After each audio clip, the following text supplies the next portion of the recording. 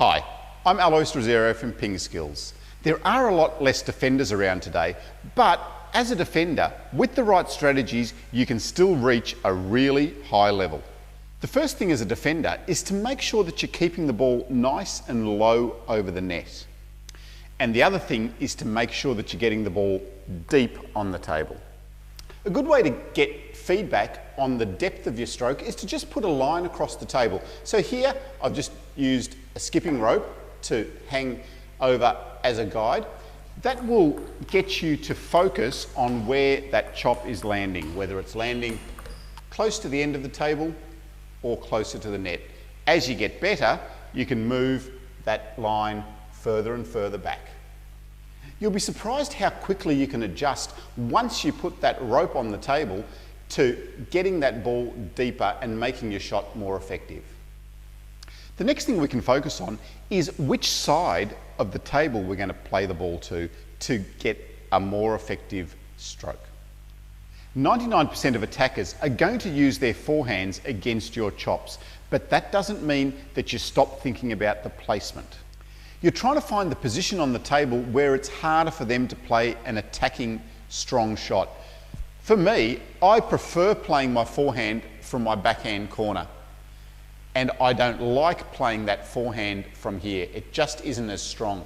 And you'll find that quite a lot of attackers, have that same problem. So think about which side you're going to play to make it more difficult for them to attack you strongly.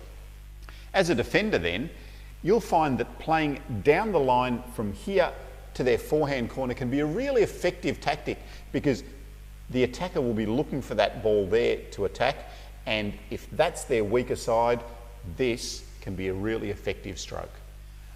One of your other main weapons as a defender is your variation of spin. If you're using an inverted rubber on the forehand or the backhand side, you have a real power to be able to change the spin subtly, and that is going to get some errors from the attacker. So I need to watch the spin that Jeff's putting on the ball. That's heavy, I need to lift it. That's less spin. That's a medium spin, that's heavy spin. That's really heavy, I need to lift that one. And there he was going for the no spin ball that I needed to come right over. So I need to watch the spin that Jeff's putting on the chop. That's a no spin. That's heavy spin, I need to lift it. That's really heavy, oh! And that has forced me into the error and put it into the net. A lot of defenders are going to be using the long pimples on the backhand. Now the long pimples does give you much better control and ability to control that faster or spinnier ball, but it is a bit limited with the amount of variation you can put on the spin. However, you still need to look at making some variations with the spin. So with the long pimples, if you really brush down on the ball with a lot of wrist and speed, you can still generate more spin on the ball. It is subtle, but you need to be able to use those subtle variations to try and get the error from the attacking player. So I need to still watch what Jeff's doing with his bat here. So there he's really come under the ball. There he's really come under the ball, and it's generated a bit more spin. So that's less spin. So let's watch what Jeff's doing now. So he's used more wrist there, more wrist to generate a bit more spin, and less wrist. Less wrist so that he's getting less spin, that's more spin. So we've talked about keeping that ball low and deep, but don't forget some variation is also good. Surprisingly enough, sometimes if you play the ball a little bit higher, it can be a more awkward ball for the attacker. A lot of attackers like playing that ball when it's low, and that's when the ball's really in the slot for them. And they might find that ball that's a little bit higher a little bit more awkward. Just work out with the opponent that you're playing against whether they like that ball lower or like that ball higher. The same goes for the depth. If you're always playing the ball deep on the table, the attacker can start to get used to that and set themselves up a little bit further away from the table. If sometimes you're playing the ball shorter, that forces them to move in and out slightly, again, making a variation that forces the attacker to move and think and perhaps leads them to an error. So don't forget, your basic is to keep the ball low and deep, but some variation of height and depth can be really effective. If you're a defensive defender, relying on the other person to make a mistake, it's really important to be as consistent as you possibly can. And that consistency starts with being able to push the ball on the table. I hate seeing a defender make a pushing error. It's really important as a defender that you really work hard on your pushing to keep that ball on the table and keep the attacker under pressure. During the rally, you just need to be patient. Keep that ball on the table, find a difficult position for your opponent and wear them down. Get the error from your opponent. If you are a modern defender and have a good attack with your forehand, then you need to start to think a little bit more about variation of spin. By varying the spin, you're going to set yourself up to make that winning stroke with either your forehand or your backhand.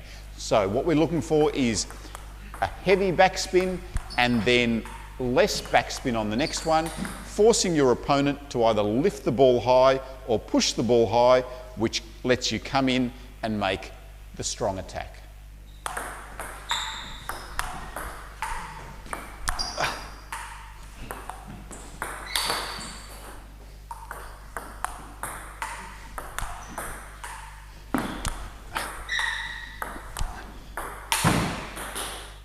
Let's have a look at your serves now.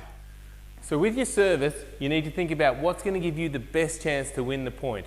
Now, if I just like to get back and start chopping, then maybe I should try and serve just a long backspin serve. And then I can get back, I know he's going to attack it, and get into the rally. But if he's got a really strong attack, then maybe he'll be too fast for me. So if I serve it and he'll just attack it and I don't have time. So you need to weigh up how strong your opponent's attack is and how fast you can serve. And if you're going to be troubled, maybe you're better off serving it short. If I serve it short, he's got to push, then I can get a nice attack in and then I can get into a good position to start playing my chopping game and win the rally from there. So remember to think about your serve a lot. Probably short is going to be a good option against a strong attacker. If their forehand's not as strong, you could go longer, but always think about the direction, think about the variation of your spin and speed, and get into a position that's going to be favourable for you as a chopper and give you the best chance of winning the point. Defenders can sometimes get caught in the thinking that they can only win points by grinding their opponent down and waiting for an error. But with the serve, you've got a real opportunity to put them under pressure straight away and even win some points outright just with the serve. So make sure that you really work on your serve, work on your variations, your spin, your placement, your speed. Really mix it up and you find it'll make a big difference to your game. Concentrate on your serve even if you're a defender. A good surprise tactic, if you're a defender, is to serve and play a third ball attack. It doesn't even have to be a strong attack. It's just a surprise tactic that's going to make it difficult for your opponent. If you do have a strong forehand, even better. Use it a little bit more often. You'll find that attackers can become complacent with their returns, so that will give you a lot of opportunity to make that third ball attack.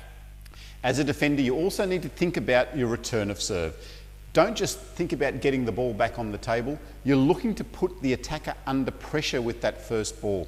Find out where they're looking to attack from, keep it away from that area. So it could be returning the ball short to not allow them to attack that first ball, or it could be pushing the ball deep to a difficult position for them to make that first attack. And don't forget, sometimes if they become complacent with their serving and they serve the ball long to you, just make an attacking ball which will change it up for them and can draw an error. As a defender then, we need to think about keeping that ball low, keeping the ball deep on the table. But then let's start to think about variation. Variation of spin, variation of placement, and also sometimes making the attack. And if you can put all of that together, you will become a really formidable opponent.